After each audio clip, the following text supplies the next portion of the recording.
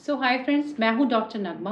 Welcome back to my channel. आज हम जिस टॉपिक पे बात करेंगे वो है क्रोनिक किडनी डिजीज CKD। आप सबने सुना होगा, ये ट्रांसप्लांट से पहले की कंडीशन जो हम बीमारी को बोलते हैं वो है क्रोनिक किडनी डिजीज। किस वजह से ये सब चीज़ें हो जाती हैं, पहले वैसे मैंने आपके साथ वजह तो कई बार शेयर किया है, सिम्टम्स जिसे हम बोलते हैं, लेकिन इस बार हम वापस से इस बारे में बात करेंगे ताकि अगर कोई भी आपका डाउट है तो वो क्लियर हो जाए। नेफ्रोलॉजिस्ट से ज़्यादा मैंने ध्यान दिया है। मेडिसिन एक तरफ हैं, लेकिन जो प्रिकॉशंस मैंने लिए, जो डाइट मैंने की, मैं हमेशा आपको एक चीज़ बोलती हूँ, डाइट डाइट बहुत ज़्यादा ज़रूरी है। जो लोग डाइट को लाइटली लेते हैं या जो चीज़ मैंने प्रिकॉशंस बताए हैं उसको आप थोड़ा भी लाइटली लोगे ना, आपको इन फ्यूचर प्रॉब्लम ट्रांसप्लांट के बाद भी झेलनी पड़ेगी। तो अगर आप उन चीज़ों से बचना चाहते हो तो प्लीज़ जो भी प्रिकॉशंस मैंने आपको दिए हैं, जो भी डाइट मैं आपको समझाती हूँ, उस तरीके से खाना खाना शुरू कर दीजिए। आप देखोगे आपकी किडनी सालों साल चलेगी। CKD CKD एक ऐसी कंडीशन है जिसमें धीरे धीरे आपकी किडनी खराब हो जाती है और हमें पता नहीं चलता। हमें तब पता चलता है जब हमारे सामने वो सिम्टम्स आके खड़े हो जाते हैं। सबसे पहले हम जानेंगे किडनी का मुख्य काम क्या है, मेन फंक्शन क्या है। आपके ब्लड को साफ करना, यूरिन को बनाना और वाटर बैलेंस बनाए रखना। जब किडनी का GFR क्या होता है, मतलब किस स्पीड से हमारी किडनी ब्लड को साफ कर रही है। अगर वो रेट 3-4 महीने से ज़्यादा आपका <15 रहे तो आप समझ जाइए कि आपकी किडनी खराब हो चुकी है, एंड स्टेज पे चल रही है और आपको ट्रांसप्लांट की ज़रूरत है। देखिए, क्रोनिक किडनी डिजीज़ के 5 स्टेजेस होते हैं। इसको आसान तरीके से समझने के लिए मैं आपको एक चार्ट दिखाती हूँ, इसे ध्यान से देखिएगा। अगर आपका 90 से ज़्यादा GFR है तो आप समझिए आपकी किडनी बहुत अच्छी है, हेल्दी है। स्टेज 2 में ये घटकर 60 से 89 हो जाता है, तो मतलब आप समझिए थोड़ा बहुत नुकसान किडनी को पहुंच रहा है। स्टेज 3 में 45 से 49 आपका GFR हो जाता है। इसका मतलब है आपकी जो किडनी है वो माइल्ड डैमेज है, थोड़ी बहुत डैमेज हो रहा है, थोड़ा बहुत प्रॉब्लम आ रहा है। स्टेज 4 में आपका GFR 15 से 29 हो जाता है, किडनी काफ़ी हद तक खराब हो चुकी है। इसके बाद बोलते हैं स्टेज 5। इसमें आपकी किडनी पूरी तरीके से डैमेज हो जाती है, आपको ट्रांसप्लांट की ज़रूरत होती है। ये बहुत सारी चीज़ों पे डिपेंड करता है। GFR 15 से कम होना मतलब आपको ट्रांसप्लांट कराना ही है।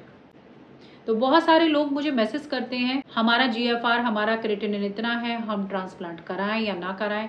तो आज के बाद आपको पता चल जाएगा ये चार्ट देखने के बाद कि आप कौन सी स्टेज में खड़े हो। इसके लिए आपको एक टेस्ट कराना होता है जिसका नाम है KFT। अगर आप KFT कराते हो तो आपको सारी रिपोर्ट मिल जाती है, क्रिएटिनिन पता चल जाता है, GFR पता चलता है, ब्लड यूरिया नाइट्रोजन पता चलता है, बन जो कि ये तीनों ही चीज़ें बहुत ज़्यादा इंपॉर्टेंट हैं। क्रोनिक किडनी डिजीज़ के कारण क्या है? क्रोनिक किडनी डिजीज़ कई कारणों से होती है। सबसे पहले BP, हाई BP इसमें आता है। अभी लास्ट टाइम एक पेशेंट का मेरे को कॉल आया था और शायद वो वीडियो देख भी रहे हों कि उनको डॉक्टर ने हाई BP बताया, लेकिन उनको ऐसा लगा कि किडनी फेल होने का कोई और कारण नहीं है, इसलिए डॉक्टर ने उनको हाई BP कह दिया। तो मैंने उन्हें बताया कि हाई BP एक बहुत प्रमुख कारण है, मेन कारण है। अगर आपकी किडनी डैमेज हो गई है, डैमेज हो रही है, तो इसका बहुत बड़ा कारण होता है आपका हाई BP। मैंने कई बार आपको कई वीडियोस में बताया कि अगर आपका हाई BP है तो आप एक छोटी सी मेडिसिन आती है उसको लेना ना भूलें, मेडिसिन ले लीजिए, आपकी किडनी सेफ हो सकती है। सेकंड होता है डायबिटीज़। डायबिटीज़ भी इसका मेन कारण हो सकता है। अगर जिन भी लोगों को डायबिटीज़ है, ध्यान रखिएगा, डायरेक्टली और इनडायरेक्टली उनकी किडनी पे इसका असर पड़ेगा। तो आप, अगर आपका शुगर लेवल हाई चल रहा है तो आप उसको कम करने की कोशिश कीजिए जिससे आपकी किडनी बच सके। थर्ड रीज़न होता है ग्लोमेरुलोनेफ्राइटिस। नेफ्राइटिस, इसमें आपकी इन्फ्लामेशन आ जाता है, सूजन आ जाता है। इस पे मैं वीडियो बनाऊंगी जिससे कि आप समझ सकें ग्लोमेरुलोनेफ्राइटिस में ऐसा क्या होता है जिससे हमारी किडनी खराब हो जाती है। वो लोग भी बहुत ज़्यादा ध्यान दें जिन लोगों को बार बार किडनी स्टोन होता है या फिर यूरिन में इन्फेक्शन होता है, उन लोगों की भी किडनी खराब होने के बहुत ज़्यादा चांसेस होते हैं। इसके अलावा एक और रीज़न है पॉलीसिस्टिक किडनी डिजीज़, भी आपकी किडनी खराब होने के बहुत चांसेस होते हैं। इसके लक्षण क्या क्या होते हैं, ऐसे कौन कौन से सिम्टम्स होते हैं जिससे हमें पता चलता है कि हमारी किडनी खराब हो रही है? सूजन, अगर आपके पैरों में सूजन आ रही है, चेहरे के ऊपर सूजन आ रही है, तो आप समझ जाइए आपकी बॉडी में फ्लूइड रुक रहा है। फ्लूइड रुकने की वजह से, वाटर रिटेंशन होने की वजह से स्वेलिंग आती है, तो इसको लाइटली ना लें, तुरंत अपना चेकअप करवाएं, चेक कराएं, KFT कराएं कि कहीं ये किडनी से रिलेटेड तो नहीं। सेकंड नंबर पे आपको आता है कि आपको थकान महसूस होने लगेगी, आपकी सांस फूलने लगेगी, आपको भूख नहीं लगेगी, आपको उल्टी जैसा फील होगा, स्किन पर आपको खुजली जैसी महसूस होती रहेगी, एनीमिया हो जाएगा, ब्लड की कमी हो जाएगी, आप या तो पेशाब बहुत कम आएगा या पेशाब में झाग जैसा दिखाई देगा, फोम जैसा दिखाई देगा। ऐसा नहीं है कि किसी भी पेशेंट में ये सारे ही सिम्टम्स दिखाई देंगे। अगर आपको इनमें से 3 या 4 सिम्टम्स भी दिखाई दे रहे हैं तो तुरंत नेफ्रोलॉजिस्ट को कंसल्ट कीजिए, किडनी के डॉक्टर को कंसल्ट कीजिए।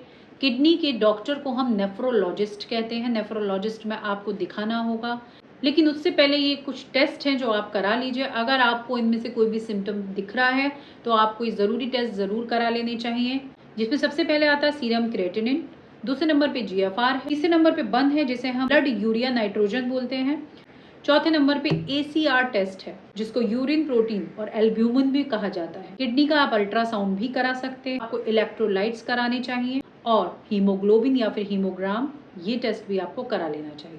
तो ये थे कुछ ज़रूरी टेस्ट। अगर आपको इनमें से कोई भी सिम्टम दिखाई दे रहा है तो इन्हें करा लीजिए इमीडिएटली। अगर किसी को CKD हो गया है, उसका किडनी फेल हो गया है, तो उसको ट्रीटमेंट किस तरीके से कराना चाहिए। किडनी अगर एक बार डैमेज हो गई तो उसको आप रिवर्स नहीं कर सकते।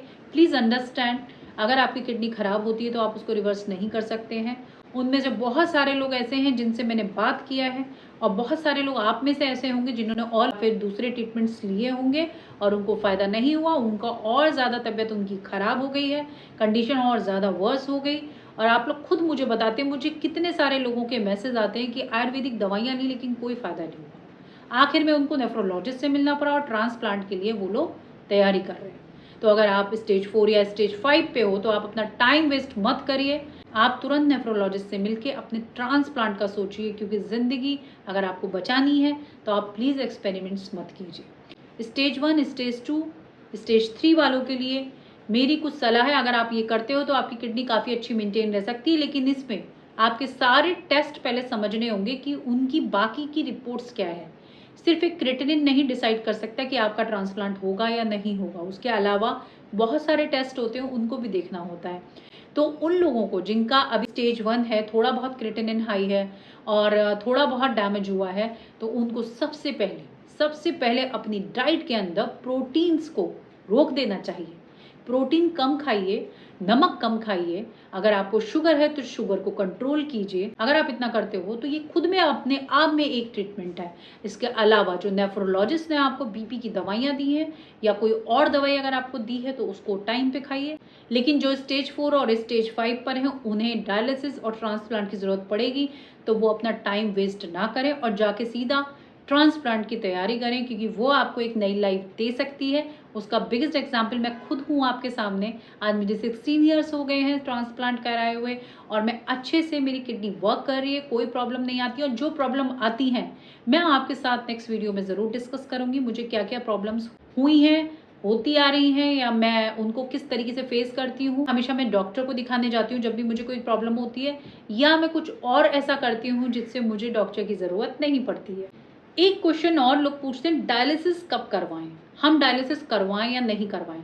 तो इसके लिए मैं आपको 2 चीज़ें बता देती हूँ। अगर आपका क्रिएटिनिन 6 और 8 के ऊपर है या 6-8 के बीच में चल रहा है और आपका ब्लड यूरिया नाइट्रोजन, जिसे हम बन बोलते हैं, बन आप समझ लीजिए, जो भी किडनी पेशेंट है उनको बन ज़रूर समझना चाहिए। अगर आपका बन बहुत ज़्यादा है, मोर देन 100 है, तो आपको इमीडिएट डायलिसिस करना चाहिए। उसमें आपको ये सिम्टम्स भी दिखाई देंगे, भूख ना लगना, उल्टी आना, वीकनेस, सांस फूलना, बहुत ज़्यादा कमज़ोरी लगना। तो उन लोगों के लिए ट्रांसप्लांट या फिर डायलिसिस ही एक ऑप्शन। अगर आप चाहते हैं आपके लव्ड वन बच सकें, सेव हो सके। मुझे बहुत सारे मैसेजेस आते हैं जिनका क्रिएटिनिन बहुत हाई है, बन बहुत हाई है। डोनर की सबसे ज़्यादा ज़रूरत है, डोनर के बिना ट्रांसप्लांट नहीं होगा और जब तक ट्रांसप्लांट नहीं होगा आपको डायलिसिस पे ही रहना पड़ेगा। बाकी आपका जो भी क्वेश्चन है, क्वेरी है, आप मैसेज कर सकते हो। मैं एक डिटेल वीडियो उस पर बना के आपको समझाऊंगी ताकि आपको अच्छे से समझ आए। मेरी पूरी कोशिश रहती है कि मुझसे कोई भी चीज़ छूटे ना। वीडियो अच्छी लगी है तो एक लाइक ज़रूर कर दीजिएगा, उससे मुझे मोटिवेशन मिलता है आपके लिए और वीडियो लाने का। तो मिलते हैं नेक्स्ट वीडियो में, तब तक के लिए बाय एंड टेक केयर।